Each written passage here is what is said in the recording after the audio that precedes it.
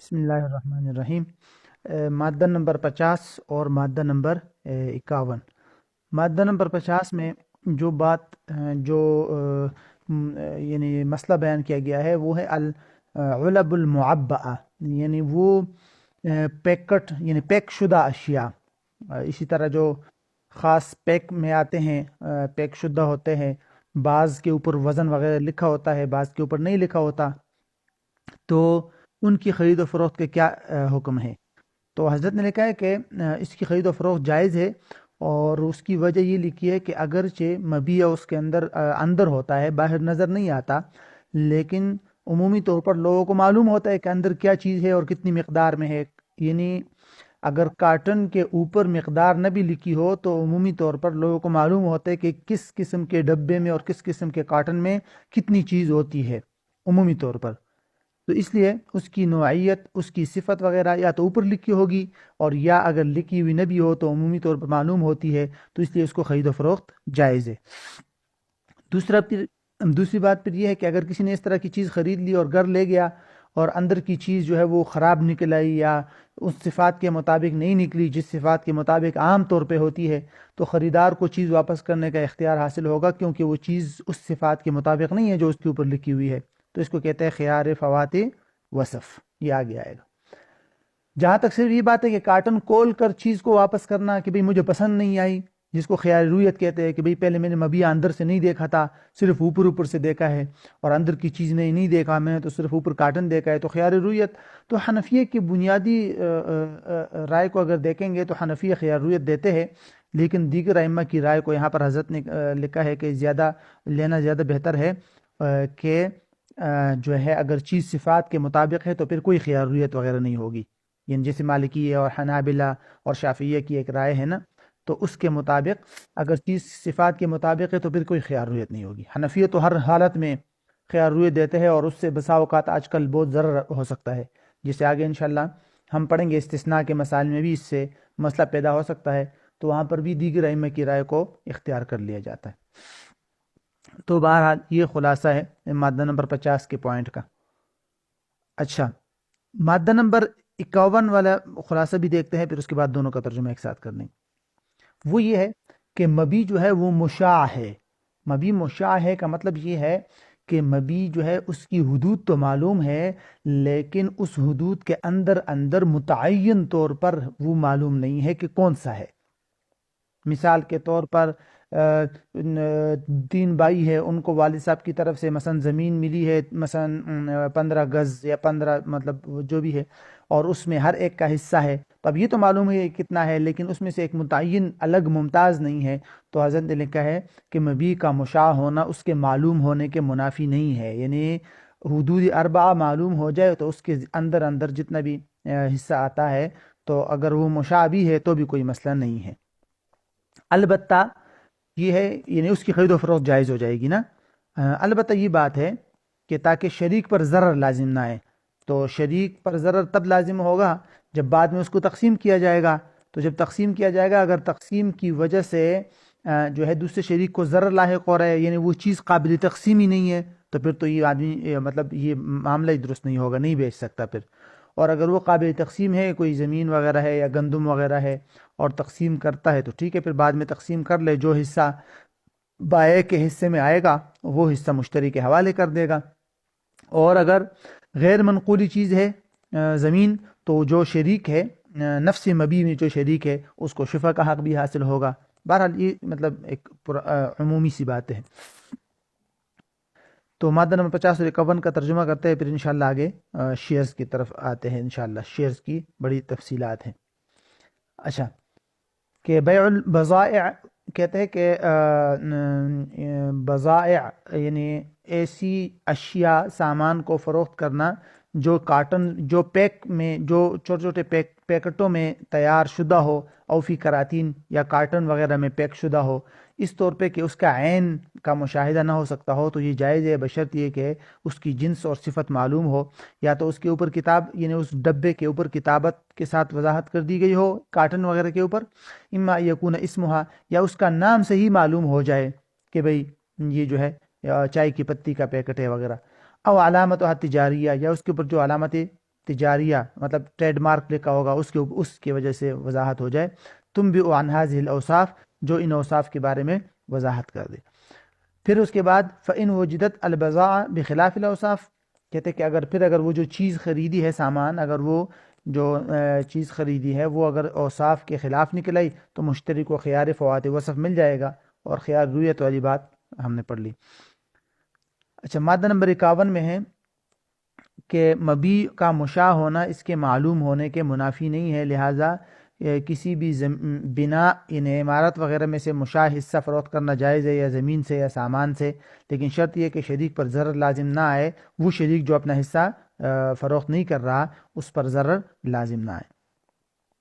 اچھا، یہ آگے والا مادہ جو ہے اس میں ہے شیئرز کی خرید و فروخت، کہ آیا شیئرز کی خرید و فروخت جائز ہے یا نہیں، اور اگر جائز ہے تو اس کی کیا شرائط ہے نا.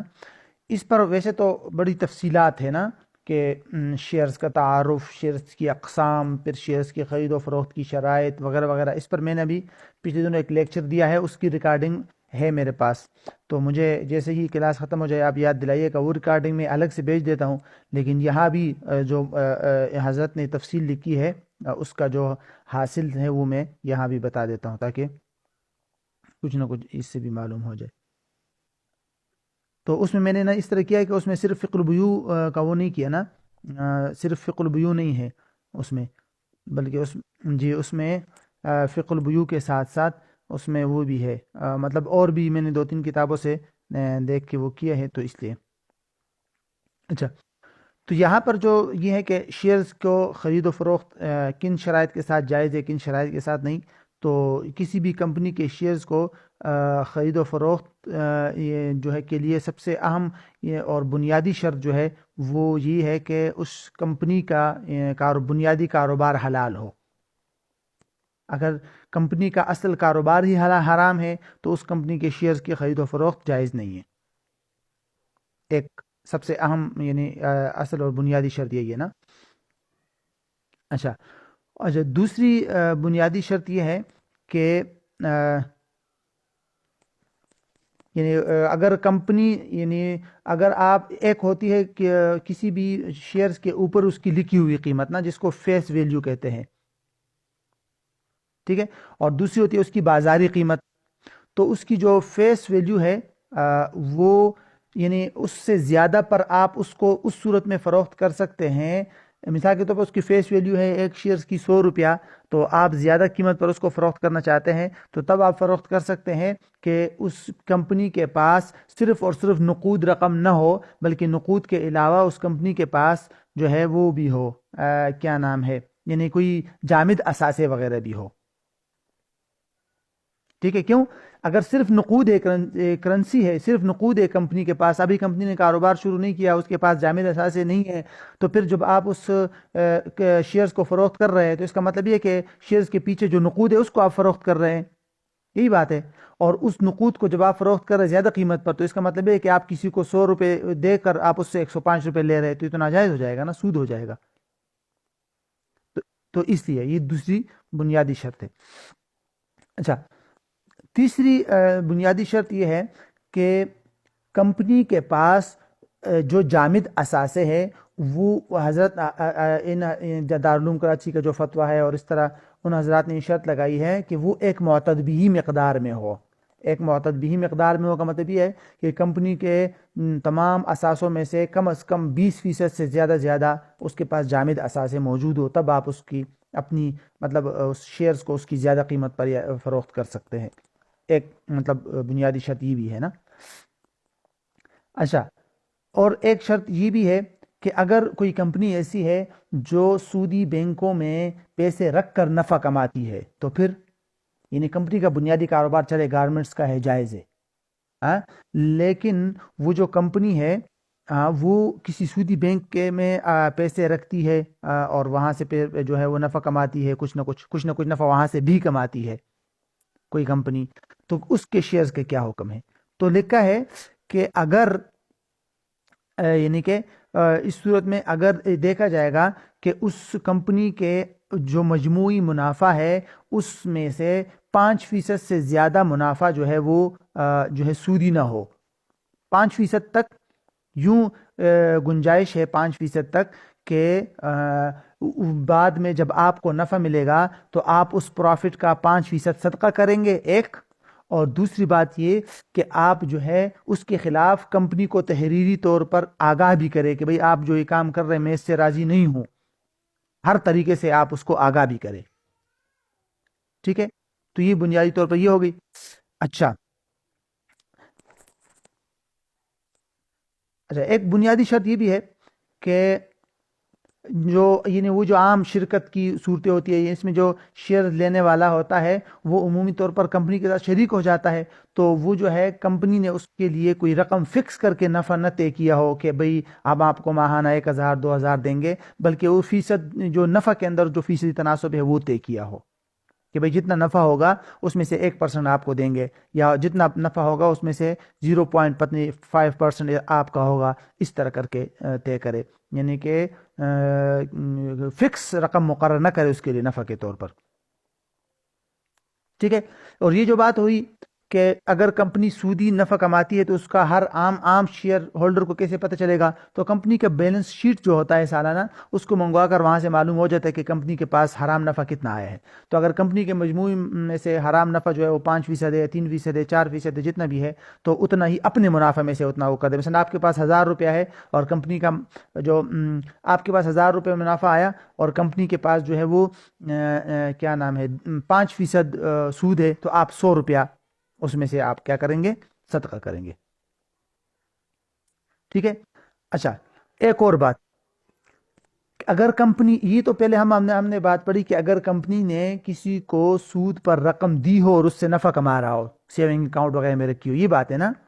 اب بات یہ جو ابھی پوائنٹ میں بتا رہا ہوں یہ ہے کہ اگر کسی کمپنی نے سود پر پیسے لیے ہیں، قرض، اور سود ادا کر رہا ہے، تو پھر تو چونکہ جب کمپنی نے سود پر قرض لے لیا، کمپنی تو اس کے مالک ہو گئی، اگرچہ کمپنی نے ناجائز کام کر دیا. تو اس صورت میں صرف ایک ہی شرط ہے، وہ یہ کہ کمپنی کے عام اثاثہ جات اور سرمایہ میں سودی قرضہ جو ہے وہ 33% سے کم ہو. اگر 33% یا اس سے زیادہ ہو تو اس کو معتدبی مقدار قرار دے کر ایسی کمپنی کے شیئرز کو خرید فروخت جائز نہیں ہوگا. باقی صدقہ وغیرہ اس صورت میں نہیں ہے. ٹھیک، یہ ایک عام اصول یہ بھی ہے. اچھا، اس میں یہ تو ہوگی ایک عام سی صورتحال نا، کہ جو عام شرائط ہے. ایک عام بات آپ اس ذہن میں رکھیں کہ آج کل جب کوئی آدمی سٹاک مارکیٹ میں شیئرز خریدتا ہے نا، تو عمومی طور پر وہ شیئرز اس کے پاس اسی دن اس کے مطلب اس کو ڈیلیوری یا اس پر قبضہ اسی دن نہیں ہوتا، بلکہ ایک چیز ہوتی ہے، اس کو کہتے ہیں کیٹ کہتے ہیں اس کو، کہ اس میں اندراج وغیرہ ہوتی ہے، کمپیوٹرائز ریکارڈ وغیرہ میں اس کا نام آتا ہے اور وہ پیسے ادائیگی کرتا ہے. بہرحال جو ڈیلیوری کا قبضہ ہے وہ 2 کاروباری دنوں کے بعد قبضہ ملتا ہے.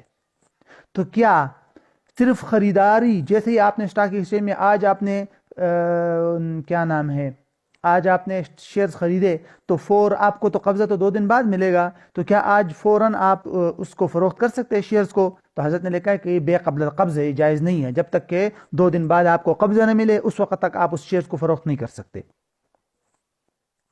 ٹھیک، یہ بنیادی، اس کو بعض حضرات نے موجودہ زمانے میں اس کو قبضہ قرار دیا کہ بھئی جس دن خریداری ہو جائے اسی دن ہی خریدار اس کا مالک ہو جاتا ہے. کیوں؟ اس کے قبضے میں آ جاتا ہے، کیونکہ اس کا نفع وغیرہ خریدار کی طرف منتقل ہوتا ہے. لیکن حضرت نے اس پر رد کیا ہے کہ نہیں بھئی، قبضہ عام طور پہ عرف کے دار و مدار ہوتا ہے، اور بنیادی طور پر آج کل کے اسٹاک ایکسچینج کے عرف کے مطابق اور اس کی تفصیلات کے مطابق وہ قبضہ 2 دن بعد ہی ملتا ہے، لہٰذا وہی قبضہ معتبر ہے اور 2 دن بعد ہی اس کو فروخت کر سکتا ہے، ورنہ بے قبل القبض ہوگا. ٹھیک ہے، تو عمومی طور پر شیئرز خرید کر فوراً بیچنا درست نہیں ہوگا. یہ ایک عمومی قانون یہ بھی معلوم ہو گیا. دوسرا ایک بات ذہن میں آپ یہ بھی رکھ لیں کہ ایک ہوتا ہے سپاٹ سیل نا، سپاٹ سیل یعنی حاضر سودے. ہاں، سپاٹ سیل، اس میں مختلف قسم کے نام ہیں نا شیئرز کے خرید و فروخت. تو اس میں سے ایک پہلی قسم یہ ہے سپاٹ سیل نا، اس کا مطلب تو یہی ہوتا ہے جو ابھی ہم نے پڑھا کہ فوراً پس یعنی ادار نہ ہو اس میں. تو ادار نہ بھی ہو تو بھی میں نے جیسے آپ کو بتا دیا کہ 2 دن کاروباری دنوں کے بعد ہی قبضہ ملتا ہے. تو یہ تو سپاٹ سیل کا مسئلہ تھا نا. اچھا، ایک اور قسم ہے، اس کو کہتے ہیں فارورڈ سیل، فیوچر سیل بھی اس کو کہتے ہیں، فارورڈ سیل یا فیوچر سیل. اس میں بے کو مستقبل کی کسی تاریخ کی طرف منسوب کیا جاتا ہے کہ بھئی میں نے آپ کو یہ اتنے شیئرز کمپنی کے 1 جنوری 2021 کو فروخت کر دیے، وہ کہتے ہیں ٹھیک ہے میں نے خرید لیے، تو یہ تو بے مضاف الی المستقبل ہے، یہ بھی ناجائز ہے. ٹھیک ہے. اسی طرح ایک اور چیز ہے، اس کو کہتے ہیں شارٹ سیل. اس میں بے غیر مملوک کی بے ہوتی ہے، یعنی ایسی چیز کو فروخت کیا جاتا ہے جو ابھی تک بائے کے پاس موجود ہی نہیں ہوتی، اس کو کہتے ہیں شارٹ سیل. تو وہ بھی جائز نہیں ہے. ٹھیک. تو یہ بنیادی طور پر اس کی بنیادی صورتیں حضرت نے یہ لکھی ہے. اور جو اس میں باقی انشاءاللہ جو تفصیلات ہے وہ میں انشاءاللہ آپ کو اس میں بھیج دیتا ہوں ریکارڈنگ میں. اس میں شروع سے ہی میں نے سمجھایا کوشش کی نا کہ شروع سے شیئرز کس کو کہتے ہیں، پھر شیئرز کی اقسام کیا ہے، اور شیئرز کی شرائط وغیرہ تو یہی ہے تقریباً جو ابھی میں نے آپ کو بتا دی. اور شیئر کی قسمیں وہی خرید و فروخت کی قسمیں وہ بھی یہی ہے، شارٹ سیل ہے، اسپاٹ سیل ہے، فارورڈ سیل اور فیوچر سیل. تو یہ ہے بنیادی طور پر یہی ہے، اس میں کوئی اضافی صورت نہیں ہے. دیکھیے اس کا ترجمہ کرتے ہیں انشاءاللہ، دیکھتے ہیں اگر کوئی اضافی بات آ گئی تو. مادہ نمبر 52 یجوز بیع اسہم الشرکات المساہمہ و شراؤها.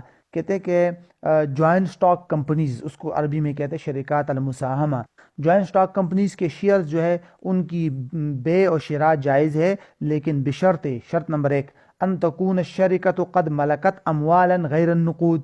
پہلی بنیادی شرط تو یہ ہے کہ وہ کمپنی جو ہے نقود کے علاوہ دیگر جامد اثاث و اموال کا بھی مالک ہو.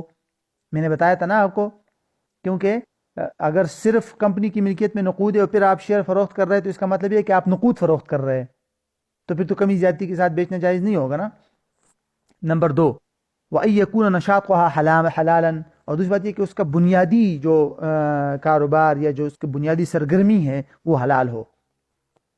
2 بنیادی شرطیں ہو گئی، آگے بھی آئے گی. فَإِنْ عُلِمَ، یہ وہ تیسری شرط ہے جو میں نے بتایا تھا کہ اگر کمپنی سودی نفع بھی کماتی ہے تو تیسرا پوائنٹ تھا وہ. فَإِنْ عُلِمَ، اگر یہ معلوم ہو جائے کہ أَنَّ فِي مَوَارِدِهَا جُزْءٌ مُحَرَّمٌ، کہ اس کے منافع وغیرہ میں سے جو ہے کوئی حرام جز بھی ہے، مثلا مثل الفوائد الحاصلہ من الودائع فی البنوک، مثلا وہ سود اور فوائد جو حاصل ہوتے ہیں سیونگ اکاؤنٹ کے بینک سے، تو ایسی صورت میں وجب اعلی صاحب السہم، تو جو شیئرز ہولڈر ہے اس پر واجب ہے التصدق بما، جو صدقہ کرے اس کو، یساوی حصتہ، جو اس کے یعنی جو اس حصے کے برابر ہو، من الایراد المحظور، یعنی جو ممنوع نفع کے برابر ہو. مثال کے طور پر اگر کل نفع میں سے 5% حرام ہے تو یہ اپنے نفع میں سے 5% کرے، الذی دخل فی الشرکہ، یعنی جتنا محظور اس کمپنی کے اندر داخل ہوا ہے. ٹھیک ہے. اما اذا لم تک، اچھا لیکن اس کی کوئی مقدار حضرت نے یہاں ذکر نہیں کی، تفصیل میں حضرت نے کتاب کے اندر ذکر کر دی، وہ میں نے آپ کو بتا دیا کہ 5% ہے کہ کمپنی کا جو منافع ہے اس میں 5% سے زیادہ اگر حرام آ رہا ہے تو ایسے کمپنی کے شیئرز کی خرید و فروخت کی اجازت علماء نہیں دیتے. وہ کہتے ہیں کہ 5% تک اجازت ہے اور اس کو بھی صدقہ کرنا پڑے گا. یہی رائے جو ہے تقریباً عرب علماء کی بھی ہے. اما اذا لم تكن الشركة بدأت في نشاطها، البتہ اگر کمپنی ابھی تک اپنی سرگرمیوں کا آغاز نہیں کیا، مطلب اس کی مملوکات میں، مملوکہ چیزوں میں جامد اثاثے نہیں ہے، صرف نقود ہے، وَإِنَّ مَمْلُوكَاتِهِ تَتَمَحَّضْ فِي النُّقُودِ، صرف اور صرف کیا ہے، نقود ہے، تو فلا يجوز بیع اسہمها، ایسی کمپنی کے شیئرز کی بے جائز نہیں ہے، بأقل او اکثر من قیمتها الاسمیہ، اس کی فیس ویلیو سے کم یا زیادہ پر، بلکہ اسی پر بیچنا، بلکہ اسی قیمت پر بھی بیچنے کو علماء منع کرتے ہیں. کیوں؟ یہ بیع الدین من غیر من علیہ الدین ہو جائے گا. کیسے؟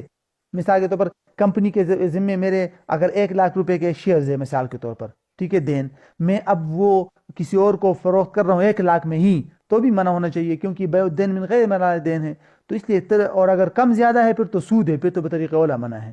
ہاں البتہ کمپنی کے پاس اگر مملوکہ چیزیں جو ہیں وہ جامد اثاثے وغیرہ بھی ہے، وہ میں نے آپ کو بتا دیا کہ عمومی طور پر علماء کہتے ہیں کہ کم از کم کتنا ہو، 20% جامد اثاثے ہونے چاہیے.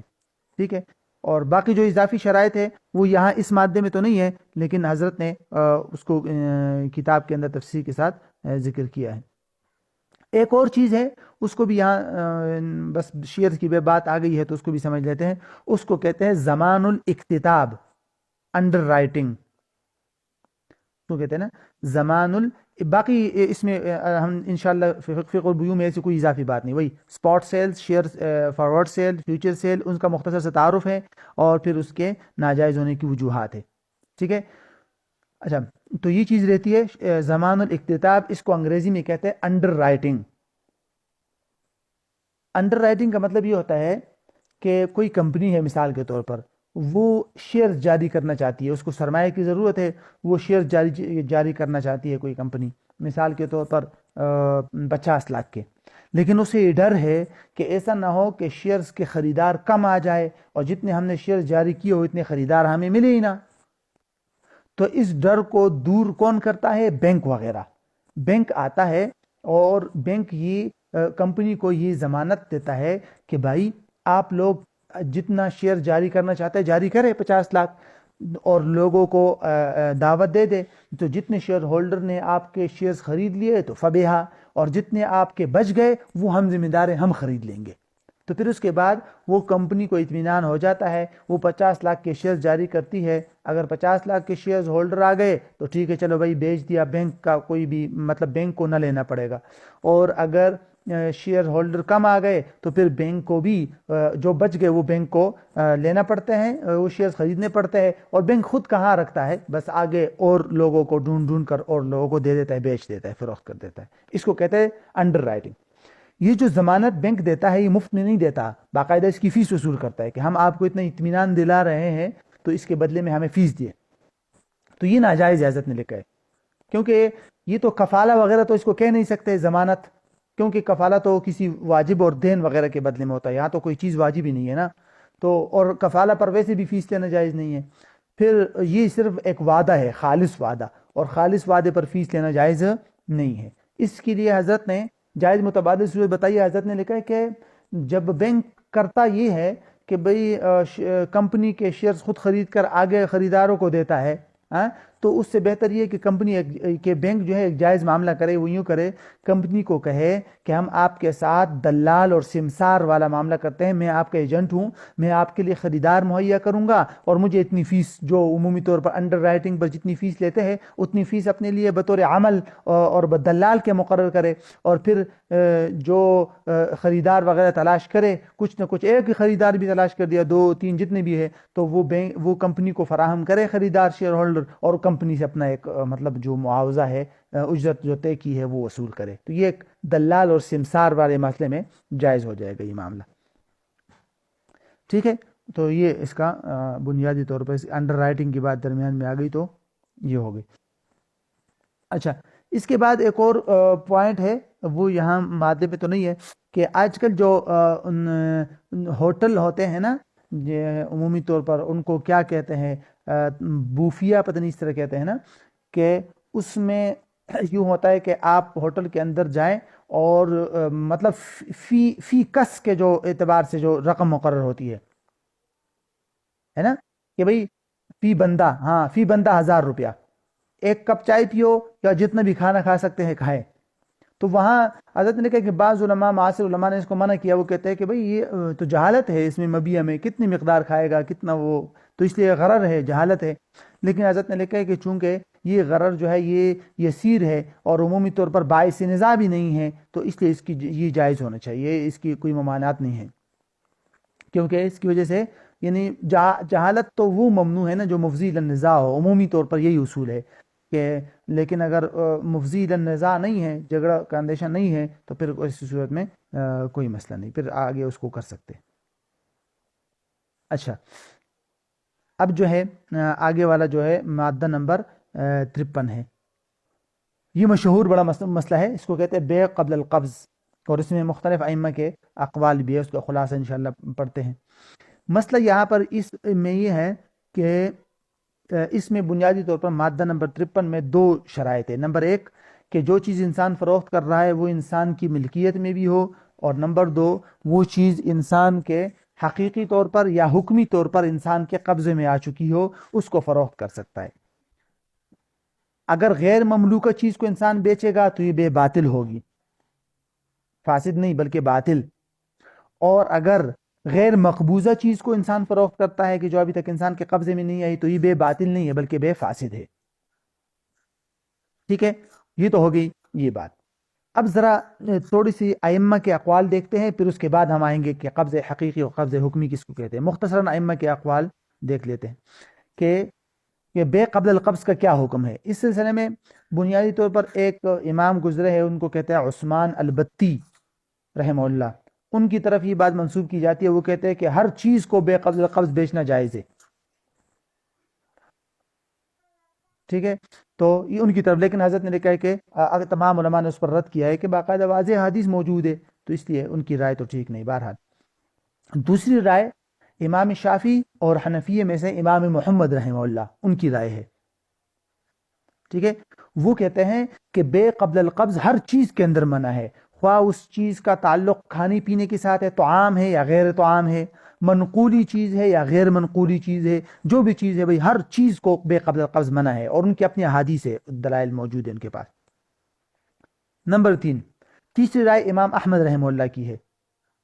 وہ کہتے ہیں کہ بے قبل القبض صرف اور صرف طعام کے ساتھ خاص ہے کہ وہ منع ہے. وہ ان احادیث کو لیتے ہیں نا جن احادیث میں طعام کا ذکر ہے، تو وہ کہتے ہیں کہ بے قبل القبض کا منع ہونا صرف کھانے پینے کے اشیاء کے ساتھ خاص ہے.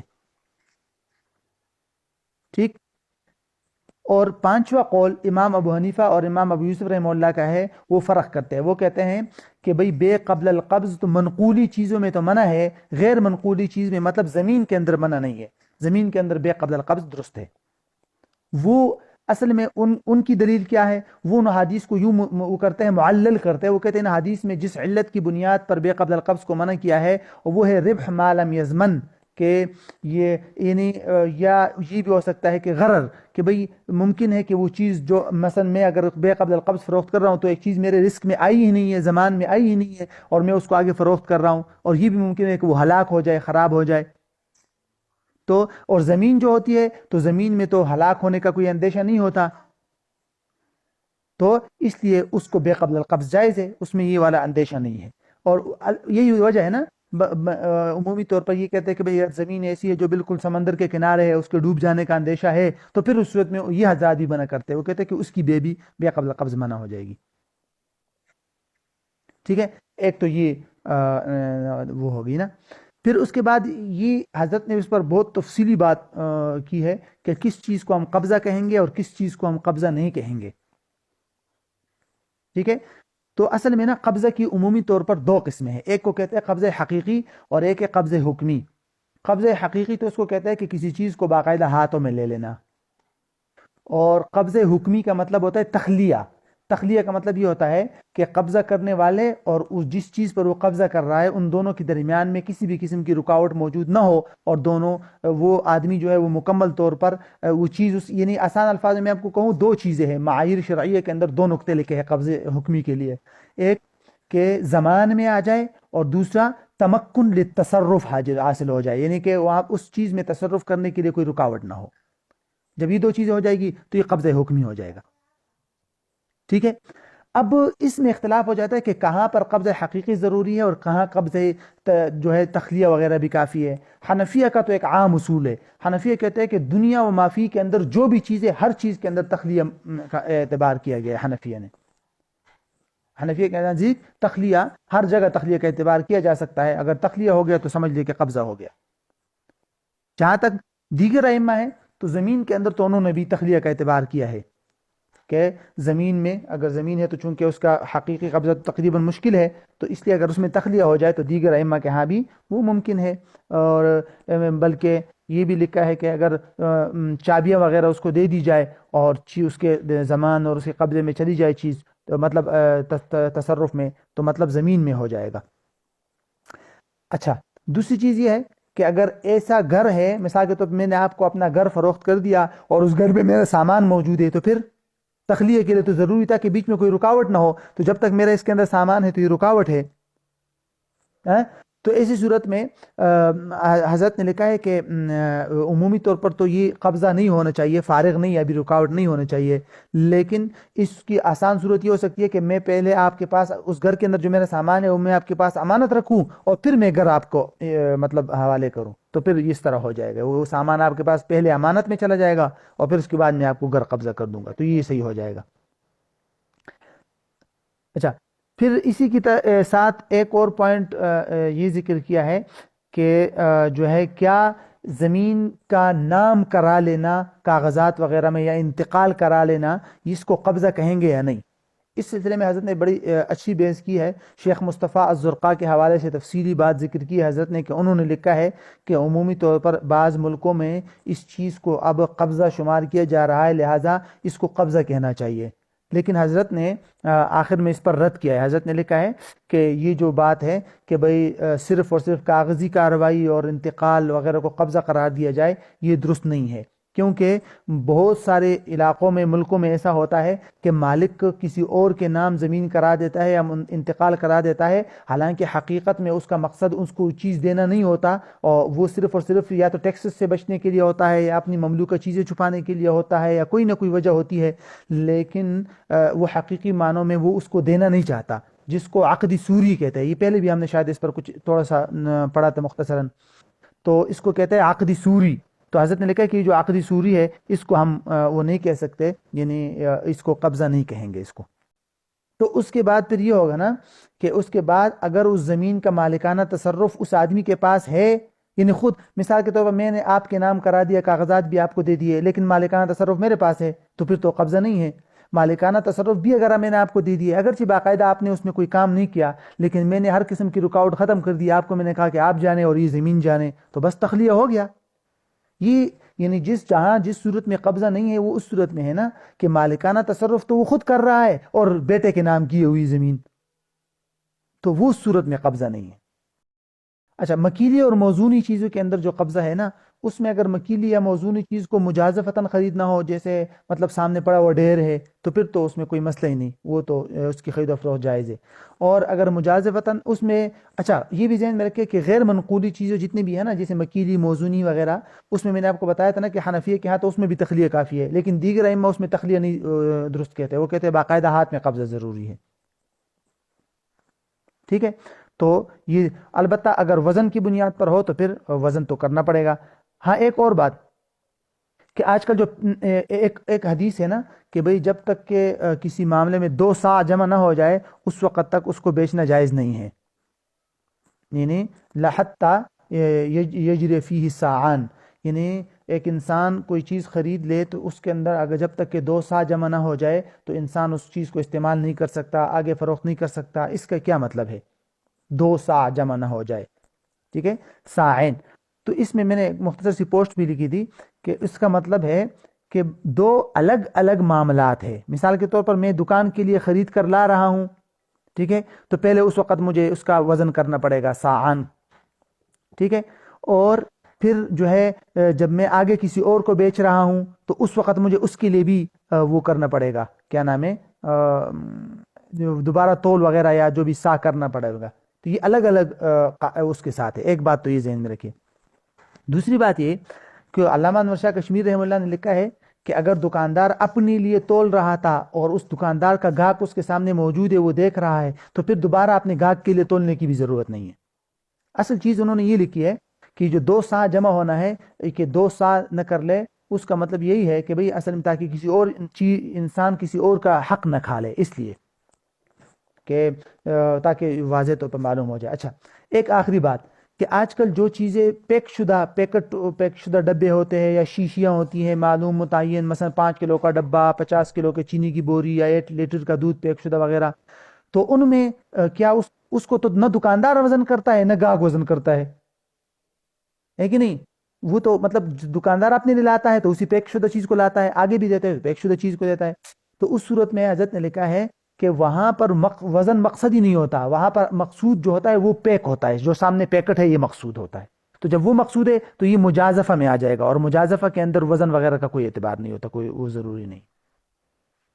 بہرحال یہ اس کے اندر جتنا خلاصہ آتا تھا یہ میں نے کر دیا، اب اس کا وہ کرتے۔ مادہ نمبر 53، وَيُشْتَرَطُ لِصِحَّةِ الْبَيْعِ أَن يَكُونَ الْمَبِيعُ مَمْلُوكًا لِلْبَائِعِ، کہتے ہیں کہ بے کے صحیح ہونے کے لیے ایک تو ضروری ہے کہ مبیع جو ہے وہ بائع کی مملوک بھی ہو اور بائع نے اس مبیع پر حقیقتاً یا حکماً قبضہ کیا ہو۔ فَمَنِ اشْتَرَى شَيْئًا وَبَاعَهُ إِلَىٰ أَحَدٍ قَبْلَ أَن يَقْبِضَهُ، اگر کسی نے کوئی چیز خرید لی اور دوسرے کو بیچ دی قبضہ کرنے سے پہلے تو یہ بے فاسد ہے۔ قبض حقیقی کی تعریف یہ ہے کہ یکون المبیع فی حیازتی ہی حصن، کہ حصی طور پر کوئی چیز انسان کے قبضے میں آ جائے، جمع کر لے انسان اس کو. اور قبض حکمی تخلیہ کو کہتے ہیں. اور تخلیہ کس کو کہتے ہیں؟ وَهِيَ يُمَكِّنَهُ الْبَائِعُ مِنَ الْقَبْضِ الْحِسِّ مَتَى شَاءَ بِدُونِ مَانِعٍ، کہ بائع کو جو ہے وہ آگے خریدار کو قدرت دے دے قبضہ حصی، یا مطلب قبضہ حصی کا قدرت دے دینا جب وہ چاہے، بغیر کسی رکاوٹ کے، کہ کوئی رکاوٹیں ختم کر دینا آسان الفاظ میں. وَالتَّخْلِيَةُ تَقُومُ مَقَامَ الْقَبْضِ فِي جَمِيعِ الْمَبِيعَاتِ، کہ تخلیہ جو ہے یہ قبضہ کے قائم مقام ہوگا تمام مبیعات کے اندر. حنفیہ کا اصول یہ ہے، اور دیگر ائمہ صرف زمین کے اندر تخلیہ مانتے ہیں، دیگر چیزوں میں نہیں مانتے. یہ بھی ہم نے پڑھ لیا نا. خواہ وہ مکیلی ہو، موزونی ہو، عددی ہو، یا زمین ہو. الا فی الصرف، ہاں یہ چیز اس سے مستثنا ہے کہ بے صرف کے اندر تخلیہ کافی نہیں ہے. بے صرف میں کہتے ہیں نا قبض بالبراجم، انگلیوں سے کے ساتھ قبضہ کرنا ضروری ہے حنفیہ کے نزدیک. اور بھی اس طرح کی چیزیں ہیں، دو تین چیزیں ابھی میرے ذہن میں نہیں آ رہی، حضرت نے بھی ذکر نہیں کی. وہ جو میں نے اپنے قواعد فقہ والی کتاب لکھی ہے اس میں نے تفصیل کے ساتھ ذکر کیا تھا. فإنه لا تقوم فيه تخلیہ مقام القبض، کہ بے صرف کے اندر جو تخلیہ ہے وہ قبضہ کے قائم مقام نہیں ہوگا، بلکہ وہاں پر قبضہ حسی ضرور.